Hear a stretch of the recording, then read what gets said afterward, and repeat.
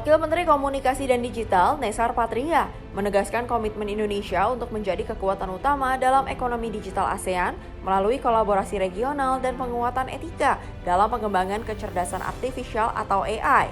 Hal ini disampaikan dalam 2025 Indonesia Strategic Engagement Workshop Series yang diselenggarakan US Asian Business Council di Hotel Mandarin Oriental, Jakarta Pusat pada Selasa 1 Juli 2025.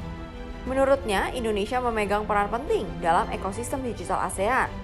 Dengan jumlah penduduk mencapai 280 juta jiwa atau sekitar 40% dari populasi ASEAN, Indonesia juga berkontribusi besar terhadap nilai ekonomi digital kawasan. Data McKinsey mencatat bahwa pertumbuhan ekonomi digital di ASEAN diperkirakan mencapai 1 triliun dolar Amerika Serikat pada 2030 dengan 366 miliar dolar diantaranya berasal dari Indonesia. Pemerintah Indonesia menyatakan tidak ingin hanya menjadi pengguna teknologi, melainkan turut menjadi pemain strategis di level global. Wamen Konbigi, Nesar Patria menegaskan, Indonesia harus menjadi bagian dalam rantai nilai global pengembangan teknologi AI dan ikut mengerahkan masa depan digital dunia.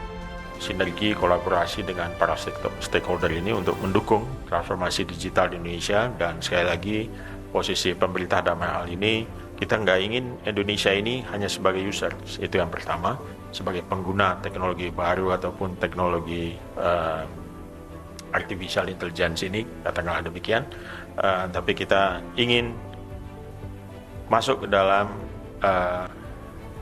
peran yang lebih strategis, berada dalam rantai pasok global untuk pengembangan teknologi AI dan sekaligus juga ikut mengarahkan dan memimpin masa depan digital dunia.